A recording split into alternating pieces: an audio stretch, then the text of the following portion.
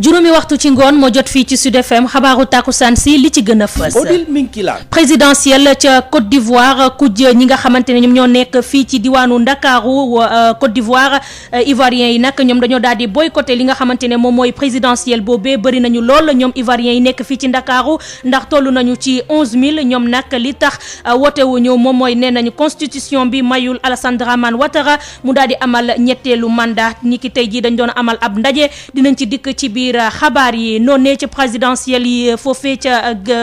Côte d'Ivoire kon jàppale ni lépp mu ngi jaar yoon fenn rek la ñu daal di nemmeeku ay xët-xët ak ay jàppante muy foofee nga xamante ne moom mooy ca Yamoussoukro dinañ ci dikk itamit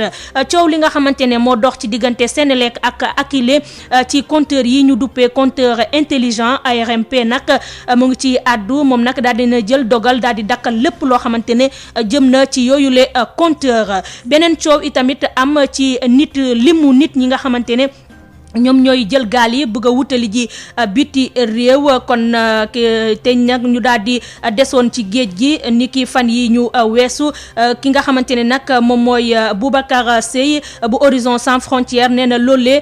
coow loolu warul woon am moom sax li muy laaj moom mooy rek ñu daal di auditer li nga xamante ne moom mooy OIM di organisation internationale bi nga xamante ne moom mooy yor wàllum migration kon loolu yi tamit dinañ ci dikk ci biir xabaar yi li buñ ci tegee yeneen xabaar daañu jeexal ak lu jëm ci wàllum wax sa xalaat tey nag kenn tënku leen ci kàddu dañuy ñaan rek mu daal di sol mbubb bu jot su ko defee nag ñu mun a am dégg-dégg bu neex ngeen mun a wootee ci 88 628 98 98 bi ngeen nekkee ci biir réew mi bu ngeen nekkee ca biti réew nag 33 la 843 22 31 Pape Lay Dieye moo nekk ci technique bi dal leen ak jàmm.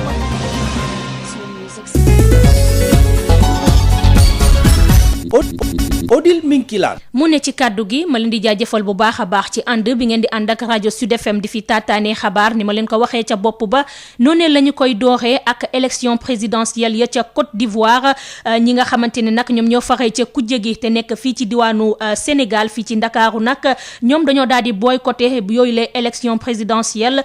ñoom wote wuñu toll nañu ci 11000 Ivoiriens fii ci Ndakaaru ñoom nag li tax wote wuñu nee nañu constitution bi moo mayul benn yoon kii di Alassane Dramane Ouattara mu daal di amal ñetteelu mandat ñoom nag nee nañu bile vote doonul loo xamante ne jaar na yoon élection yi doon na loo xamante ne jaarul yoon tey ji nag ab ndaje la ñu doon amal fii ci Ndakaaru ñu teewlu kii di Aïssatou Gueye Ba. parti bu nekk ci opposition ivoirienne ñoo daal di rek dajaloo lëkkaloo boole seen doole nekk benn ngir mettitlu lii di processus électoral bi waaye bañ itam lii di troisième candidature kii di président Alassane Ouattara. Dites non, dites non avec moi, dites non.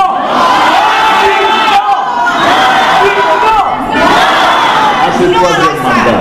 fii ci Ndakaaru bëriwul nañ woon ivoirien ñi nga xamante ne dañoo rek bokk ci boycott bi nga xamante ne kii di opposant Pascal Affi-N'Guessan moo ko daal di lancé ne rek ku nekk na banque yoo xam bañ a dem voté ji. Abdou Kane mooy directeur bu communication PDCI. mais ngeen yaakaar ne c'est pas trop tard parce que élection yi ngi am jamono. non c'est pas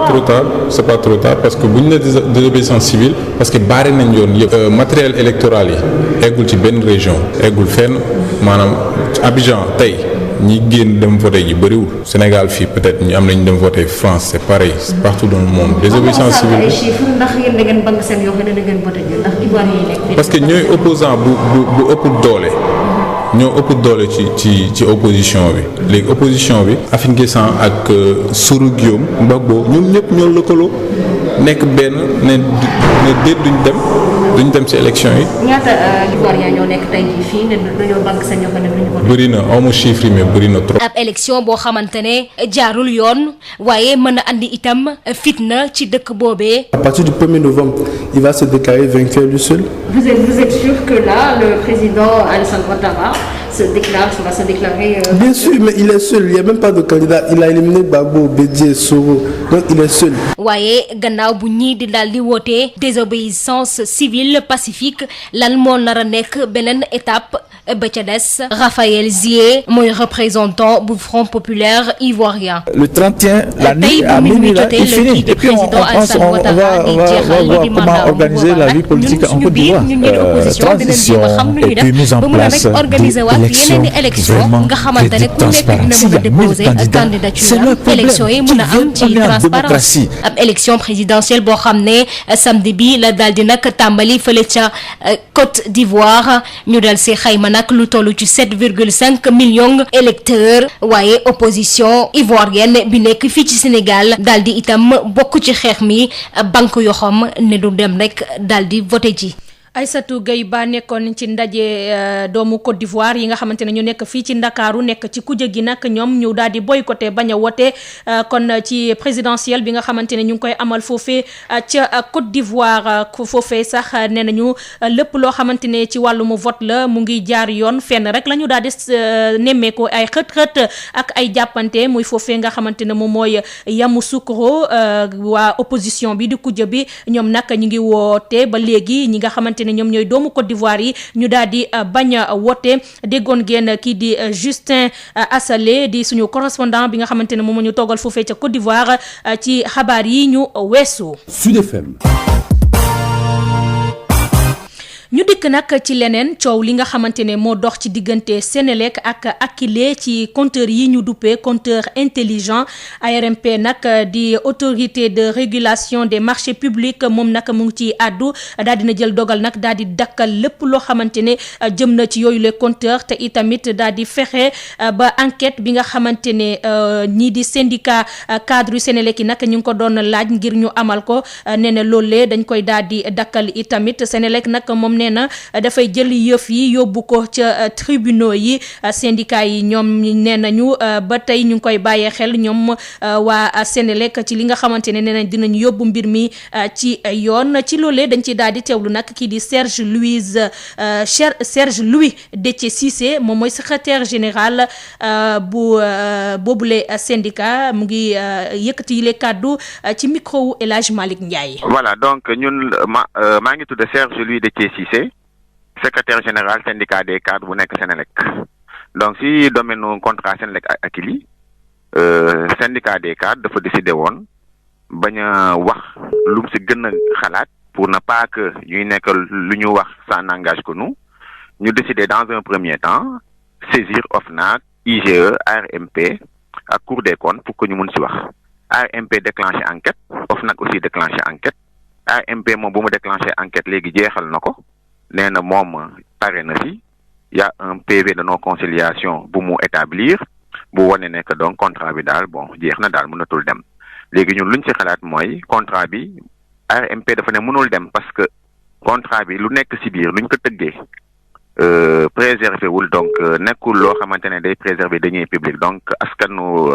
kii kopparu réew bi contrat bi protégé wu ko ba pare aussi dafa bind nekk état du Sénégal contrat bi nuñ ko tëggee clause yi nuñ ko bindee intérêt Sénégal nekku si loolu moo tax mu oowoon Akilee ak Senelec pour ñu mën a juboo changer loolu yëpp ça n'a pas marché donc moo tax contrat bi ñu taxawal ko donc ñun syndicat des cadres ñun léegi ñun dëggal nañu que contrat bi baaxul ci Sénégal baaxul ci peuple Sénégal baaxul ci Senelec baaxul ci personnel Senelec contrat bu mel noonu moom résilier ko rek moo ci des te c'est déjà entamé par la direction générale voilà. beneen coow muy bi am ci limu nit ñi nga xamante ne ñoo desoon ci géej gi jëloon li nga xamante ne moom mooy gaal yi bëgg a wutali ji fële ca biti réew ki nga xamante ne nag moom mooy Boubacar Seye bu Horizon Sans Frontières nee na loolee am soxlawul woon coow li nga xamante ne moom moo ci daal di am nee na moom li muy laaj moom mooy ñu daal di fexe ba auditer OIM moom tamit mu ngi woo état bu Sénégal mu daal di fexe ba xoolaat li nga xamante ne moom moo jëm ci limu nit ñi nga xamante ne ñoom ñoo des ci géej gi te ñu daal di ko génne moom mi nga xamante ne moom mooy spécialiste ci wàllum migration nee na nag échec bu mag a mag a mag moo am ci li nga xamante ne moom mooy opération Frontex moom ay kàddoom kii di Xabsa Elimane Wane moom moo ko taataan. L'heure n'est pas ci ay werante sur des chiffres benn nit rek su deewee ci géej gi rek déjà tiis la naqar la échec la. mooy ngëm-ngëmu Boubacar Seye bu Horizon Sans Frontières ginnaaw coow li nga xam ne moom lañ nemmeeku ci limu ñi doon dem ci biti réew te jaarale wuñ ko ci yoon te loolu amee ci diggu géeju Sénégal gi le coow loolu nga xam ne moo am ci diggante organisation internationale pour les migrations di OIM ak nguur bu Sénégal. L'heure est grave. Boubacar Seye ne jot na daal nguur gi soppi doxalin. Il y a un échec total des pouvoirs publics ci wàllum xëyu xale yi. Je rappelle que la cause du dara lu dul le désespoir. duñ ko rafetlu. Il faut que l'État du Sénégal mu remettre boppam en cause dans la gestion de ces flux-là pour que ensemble ñu toog indi ay saafara fexe ba nan la ñuy jéem a arrêter phénomène bi nga xam ne mu ngi àndee tout le peuple sénégalais. nee na OIM kenn demul mu des. jot na ay financement yu bëri ci àddina bi tey jii aussi si naufrage yi am nii aussi que ñu ngi accusé di wax mais am nañ ci une part de responsabilité loolu moo tax Horizon Sans Frontières ñu ngi leen di laaj aussi ñu wax àddina bi yëpp xaalis biñ leen jox di wax ñu fuñ ko dugal Sénégal wala les bailleurs de fonds auditer l'OIM parce que si naufrage yi am nañu une grande part de responsabilité. ci beneen wàll ba Boubacar Seye ñaawlu na bu baax a baax opération Frontex bi nga xam ne daal bu ñu sukkandikoo ci moom lañ doon xaar ci moom matalewu ko. parce que malgré moyens yi ñu déployé plus de 100 navires des hélicoptères xaalis bu bëri mais tey la wàllu gën a ay bateau yaa ngi dugg Méditerranée 2017 ba léegi wax nañu y a plus de 20 000 morts loolu c'est trop l'Europe tey dafa tëj ay frontières am teg des barricades physiques juridiques et politiques ces frontières au lieu ñu nekk des lieux de communication et de partage donc cimetière la. lii daal la yaakaar ne bu ñu ko defee dinañ mën a tàkkalikoo mbëkk mi. il est temps que l'Europe xoolaat boppam il faut que aussi ñu joxaat la convention de Genève de 1951 tout son poids il faut que aussi ñu dem vers des réformes du droit d'asile pour jàmm mën a am ci àddina bi. ci fàttali nag ginnaaw gi ñu seetloo ne mbëkk mi dafa gën a taraat si suñu réew njiitu réew mi di président Macky Sall jël na yeneen mesures yu yees loolu yëpp ngir ñi nga xam ne ñoo bëgg a dem ci biti réew te duñu ko jaarale yoon xaddi tekit ay daan yu taratar ñi nga xam ne ñoo leen cey jàppale di convoyeurs yi wala passeurs yi. Xabsa Eliman Wane ci tukki bu jaarul yoon boobee la ñuy daal di des di immigration clandestine dañuy daal di dellu siwaat ci pirogue maanaam gaal gi nga xamante ne moo desoon ci géej gi ni ki fan yi foofee ca waaxu Saint-Louis yi benn nit nag ñàkk ci bakkanam fukk ak juróom yi ñu daal di leen sauvé lu toll ci ñaar fukk ak juróom ñoom nag la ñu daw yóbbu hôpital ngir rek ñu daal di leen jéem a faj ni mu gën a gaawee nee nañu nag ñooñee ñu ngi am seeni at mi ngi tàmbalee ci fukk ak juróom benn jàpp fanweer kon ca hôpitalu Saint-Louis bi lañ leen daal di yóbbu dañ ci daal di teewlu nag kii di Thierno Ndiaye Yves Tendeng moo tàttaan ay kàddoom. waaw ñu ngi leen di nuyu yéen ñëpp alors dañu jot benn corps boo xam ne yàlla dafa faat bakkanam ak ñaar fukk ak juróom ñeent ñoo xam ne ñoom la ñu andi ci l'hôpital ba ci ñoom am na ñett ñoo xam ne xamuñu seen identité waaye it mën nañu wax ne ñi fa dugg ci hôpital bi ay nationalité yu bëri la du ay sénégalais rek ñoo ci nekkoon ñoom ñëpp ak juróom benn at ba fanweeri at la ñu am ñoom ñëpp faj nañu ba daal di bàyyi au moins fukk ak juróom daal dem ba ñeen faje ba pare dem alors am na ci ñenn ñoo xam ne ay lakk-lakk la am na ñeneen ñoo xam ne it coono gi ci bëri moo ci nekk ñeneen ñi aussi nga xam ne amoon na yeneen feebar yi jël nañ leen en charge ba yàlla def na tey jii fu mu nekk nii fukk ak ñeent rek ñoom ñoo fa des ci biir la. waa ñi nekkoon cas urgence nag ñoom naka lañ mel seen wér-gu-yaram. sant yàlla ñu ngi leen di jël en charge depuis démb ci guddi véritablement équipe médicale beeg paramédicaux yëpp ils se sont tous mobilisés ak administration bi ba nga xam ne pratiquement ñoom ñëpp ils ont été bien pris en charge te yàlla def na si sax ñenn ñi comme ni ma la ko waxee am na ñoo xam ne ñibbi nañ seen kër. kon mu nekkoon kàddu yee Thierno Ndiaye ca hôpital bu Saint-Louis kii di El Hadj Malick Ndiaye moo doon jokkook moom ci téléphone bi dañuy daal di des ba léegi ci lu jëm ci wàllum tukki bu jaarul yoon boobee donte sax nit ñaa ngi des ci géej gi waaye taxul ñi nga xamante ne ñoom ñooy ndaw yi ba tey di bugg a wutali ji biti réew jaaree ko fa nga xamante ne nag moom mooy ci gaal yi kii di sociologue Kali Ndiaye moom nag mu ngi indi ay tontu ci li nga xamante ne moom moo jëm ci bile situation nee na nag pression sociale bi moom moo am doole moo tax nag ñëpp di daw di wutali ca biti réew moom nag mu ngi ñaawlu échec bi nga xamante ne autorités yi daal dinañ ko lajj ci lu jëm ci wàllum politique bi ci ñi di ndaw ñi fii ci suñu biir réew moom docteur Kali Ndiaye mooy doon sociologue Kali Ndiaye moom mooy doon suñu invité ci kanam tuuti kii di Babacar Samb nag moom moo daal di tàttaan ay kàddoom. di ab lëkkaloo ci njëriñu askan bi.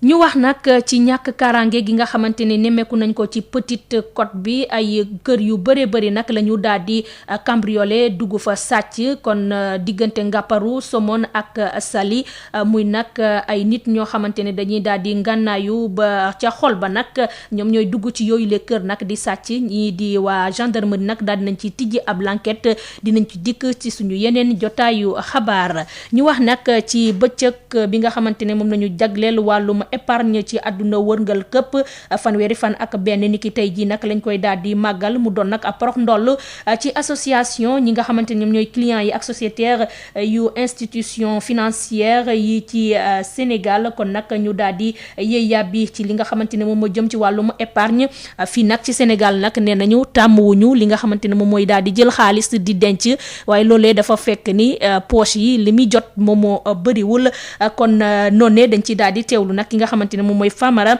Ibrahima Cissé moom mooy njiital association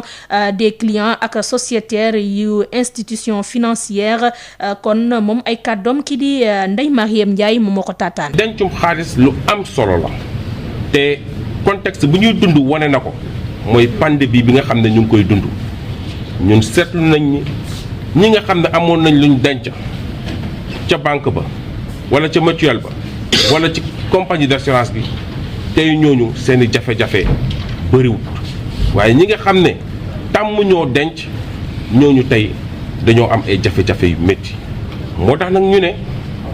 comme sénégalais yi ñoom ci seen i culture ci seen i aada tàmm ñu jël xaalis dem di ko denc banque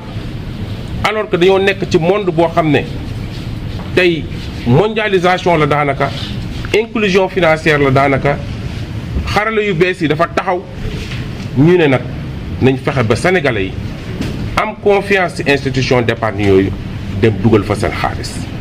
parce que dugal fa seen xaalis day tax institution yooyu ñu am xaalis boo xam ne danañ mën a financer projet jeunes yi ñu am xaalis boo xam ne danañ ko mën a xayma ba xam manne financière bi Sénégal ñaata la toll. gis ngeen billet yi ngeen yor ku nekk yor ko ci poche am ñenn ñi yor sa ay saaku bàyyi ko seen i kër billet yooyu tey coût de fabrication bi daanaka lu ñu koy defaree dafa cher lool. te sénégalais yi da ngay gis jaaykatu gerte caaf bi jaaykatu këriñ bi tey rek boxoj mu nekk loo xam ne perte bu mag la pour ñun moo tax ñu ne nañu fexe ba askan bii nga xam ne moo ngi liggéey di daan dooleem ñu fexe ba alal di ñu yor bañ koy dugal ci ay pëna bañ koy dugal ci ay saako bañ koy denc seen biir kër mais ñu jël ko yóbbu ko fii dencukaayu xaalis yi en toute sécurité bu ko defee loraange bañ ci am. ñu dikk ci tolluwaayu mbas mi fii ci suñu biir réew fukk ak benn ci nit nag la ñu gis ni ñoom ñoo amee feebar bi yees kon juróom-ñetti nit nag la ñu wax ni ñoom ñoo amee wopp bi te xamuñu fan la ñu ko jëlee ñoo ñee diggante Dakar la Fatick ak Touba juróom-benni cas nag ñoo nekk ci lii di service Sowétas yi dañ ci daal di teewlu nag kii di docteur El Hadj Mamadou Ndiaye bu directeur de la prévention. ci juróom-ñeenti téeméer. ak juróom fukk ak ñeent test yi ñu def fukk ak benn ñoo ci positif yooyu amul cas bu jóge bitim réew waaye am nañ ci ñett cas contact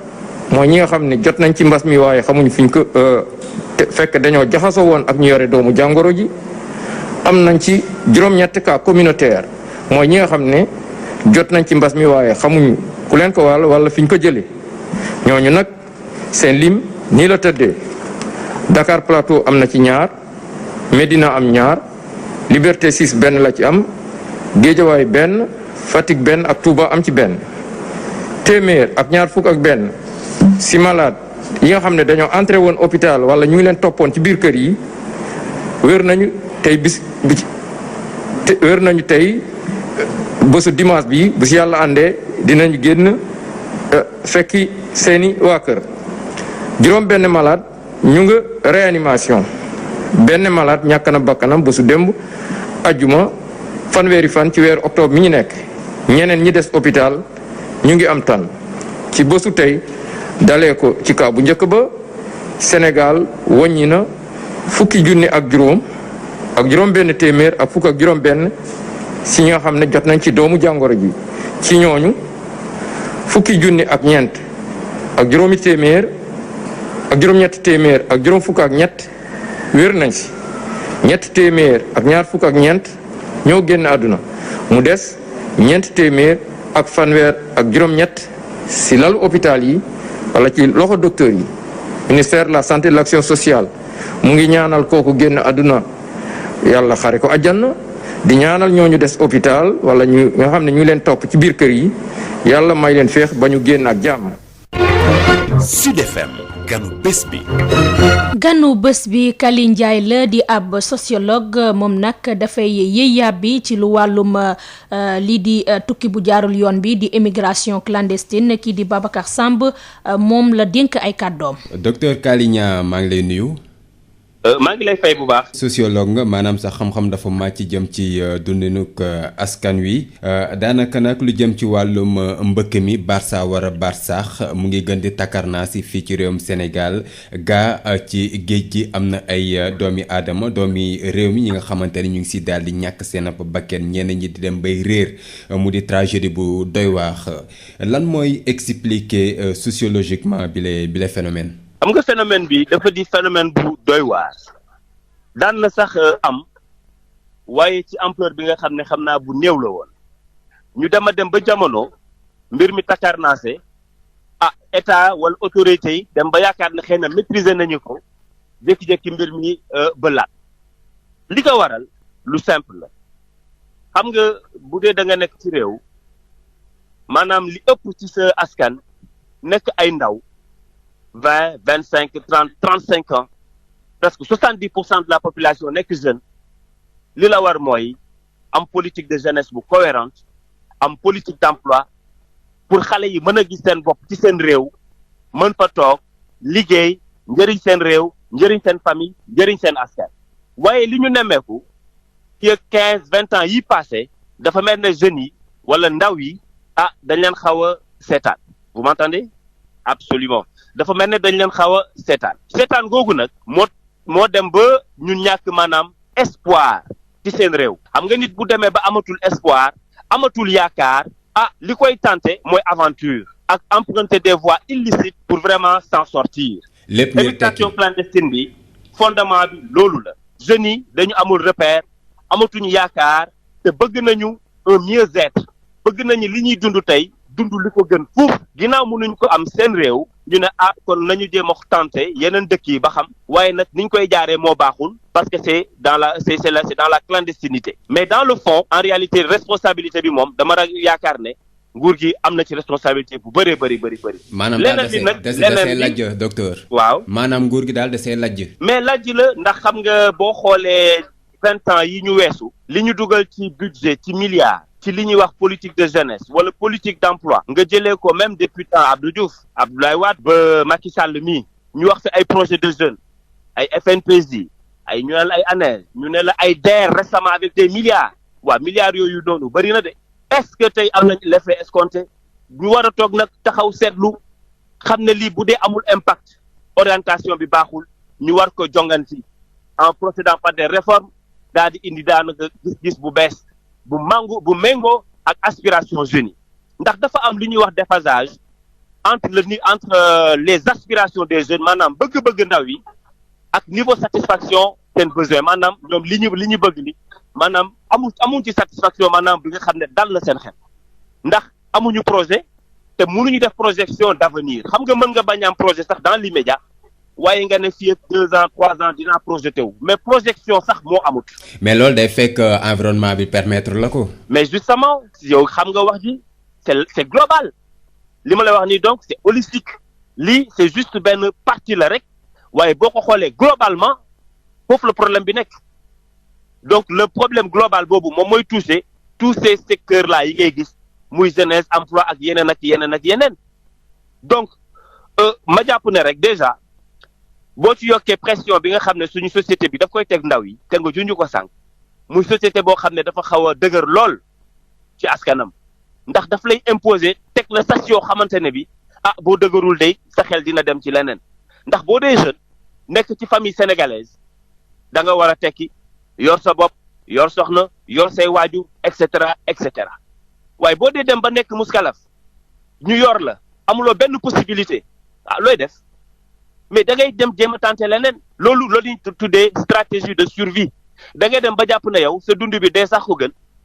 dem ba jàpp na yow fii munoo fi tekki dee nga ba noppi mais ku dee kay munoo ragal dee parce que kuy dem braver océan xam ne lii dee xaj na ci waaye ragalu ko parce que ragalul dee en réalité toll na foo xamante ni il va plus la mort moo lay wan ne affaire bi dafa graaw foo ko natt daf ko weesu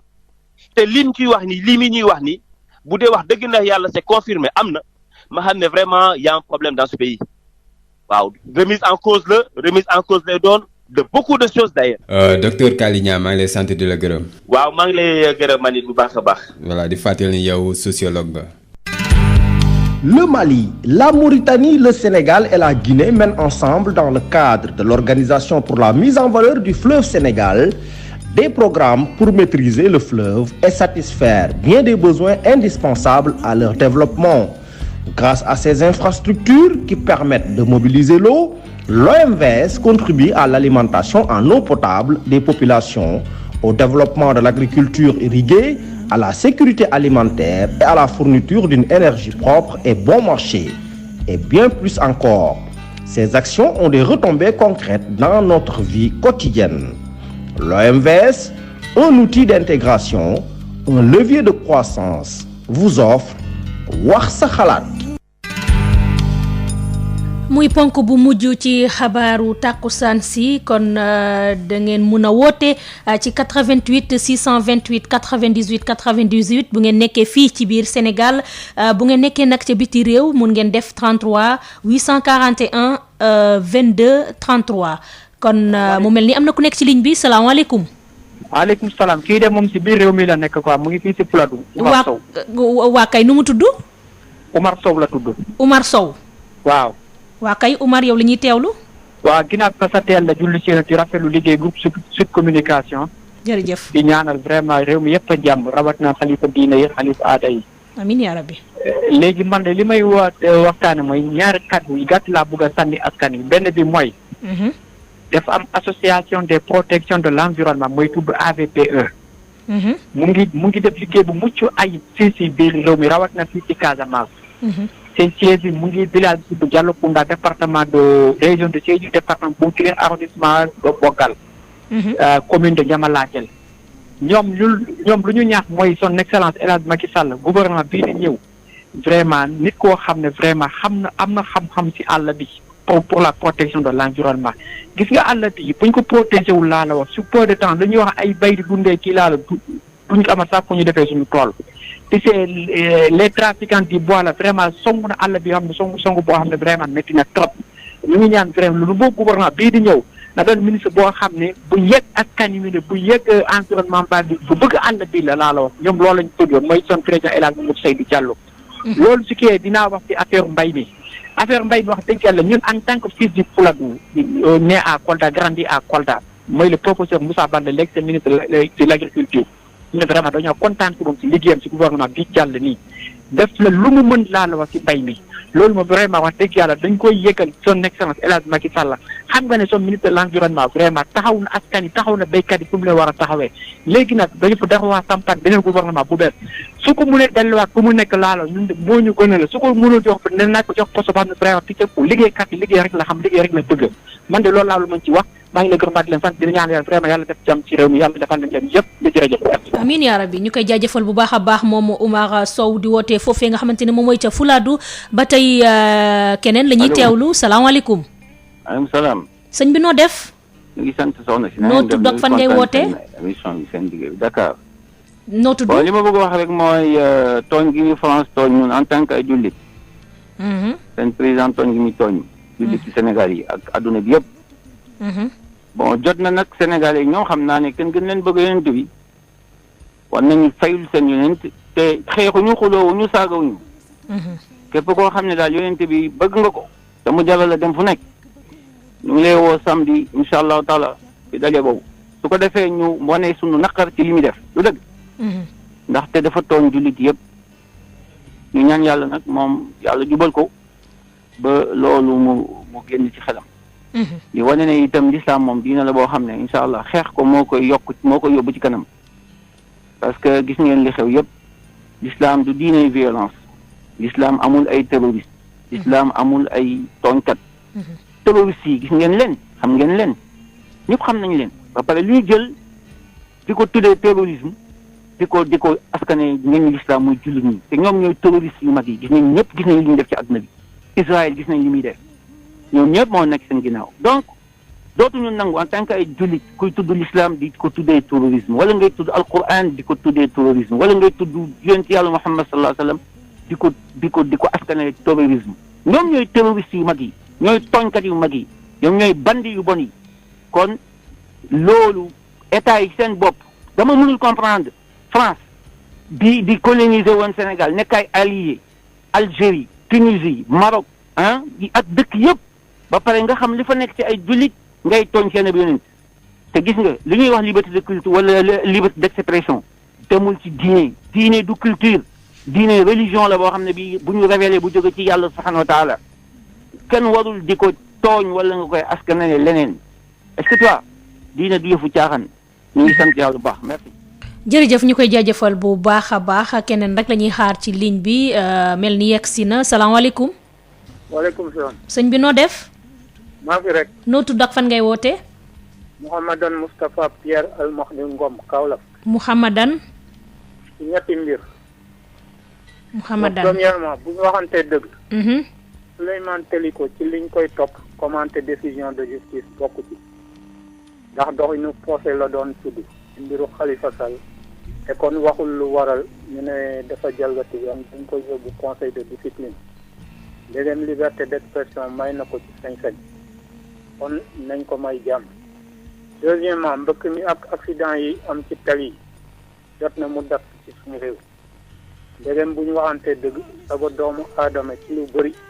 mooy doxal jëf yi leen di jur. te ñu mën koo tudde sago lank bañ a topp santaane yoon. muy lu bokk ci yàqute jikko doomu aadama yi feeñ sàng ci suñ jamono. gis nañ ne daal vraiment xañ sa bopp ànd ak sago di xëyu nit ci bépp jëf guy lor askan bi warugal la bépp citoyen wàccoog moom. ngir fu ñu gis ne jëfewu ko ci ñaawteef bu mu def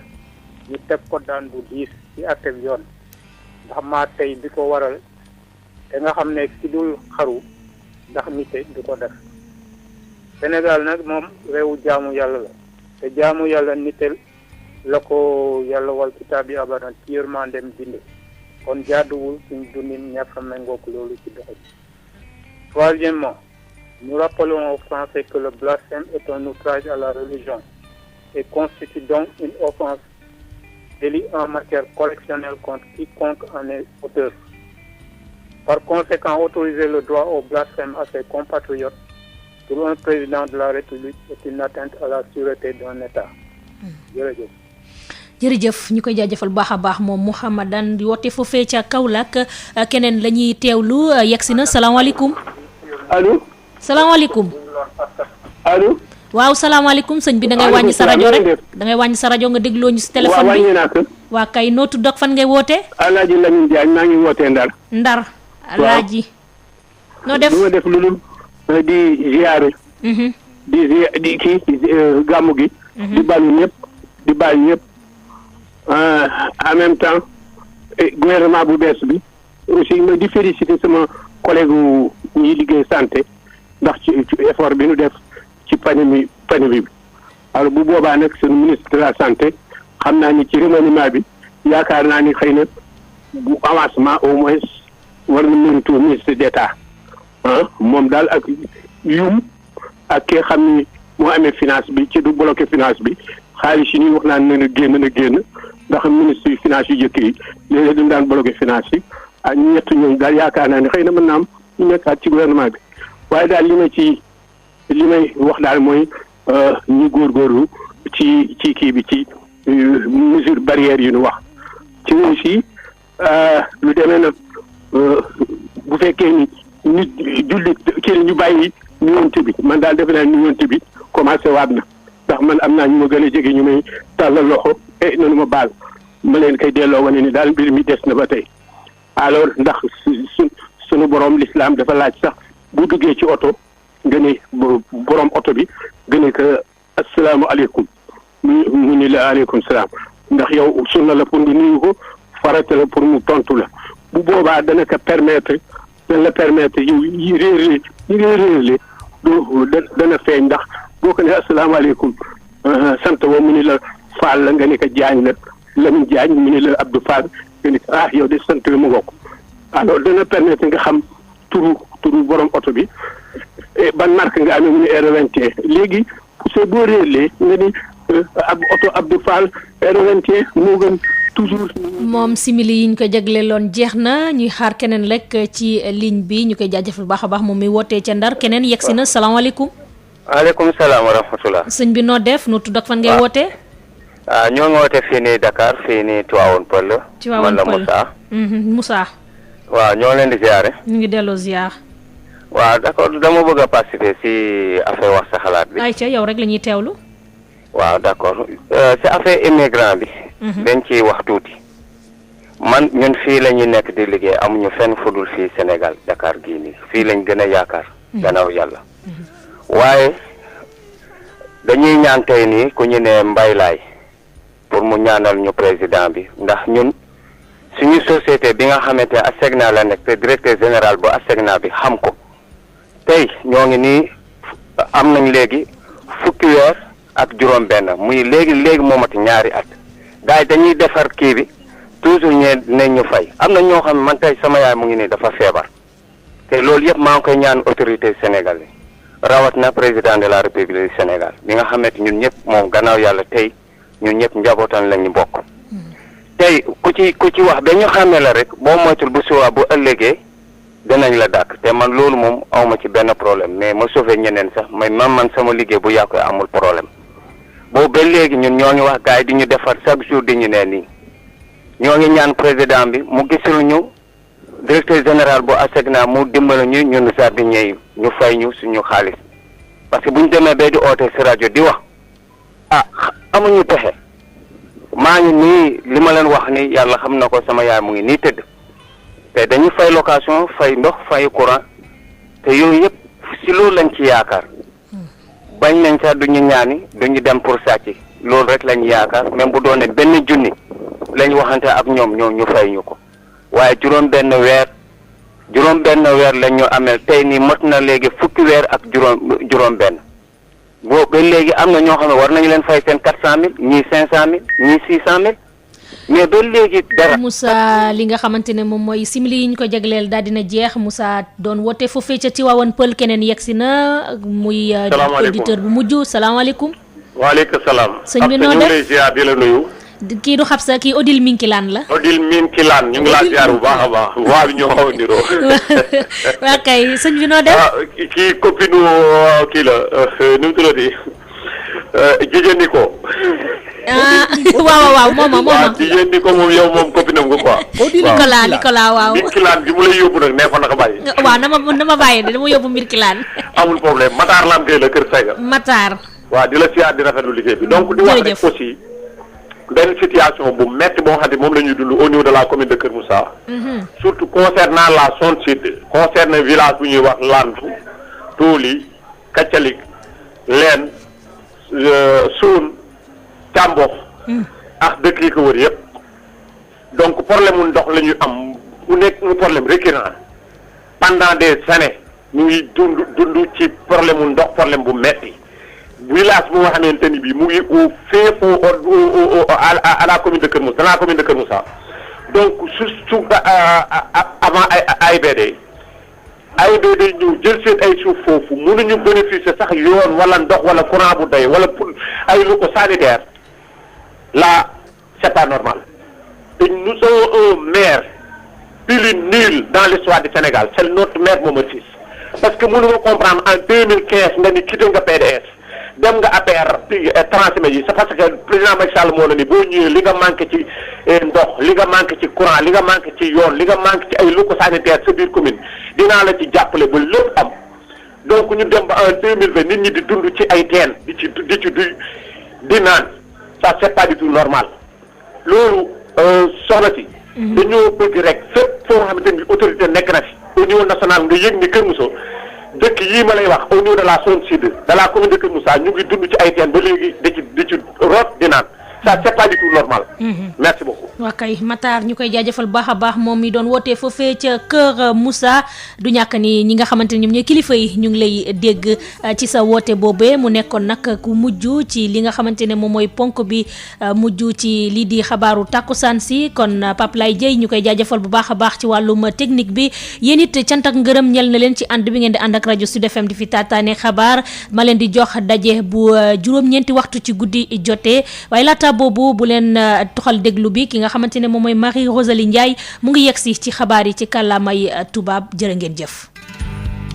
Mali, Mauritanie, Sénégal ak Guinée lëkkaloo nañu ci biir organisation pour la mise en valeur du fleuve Sénégal ci taxawaay ci ay programme yu am solo ngir jëriñoo lii di fleuve Sénégal te it saafara ay soxla yoo xam ne ñoom ñoo ko bokk te mu jëm ci développement ci ay infrastructure jumtukaay yuy tax ñu mën a am ndox OMVS taxaw ci jàppale population yi ci am ndox mu sell waaye tamit lii di mbéyum roose mi ñëpp mën a am dund gu doy sëkk ak énergie boo xam ne day yomb ci marché bi ak yeneen muy lu ngeen di yëg ci seen dundin bés bu yàlla sàkk OMVS ngir lëkkaloo ak suqaliku moo leen doon may seen émission wax sa xalaat. Sud FM, toujours copié, jamais égalé. 98.5, Dakar.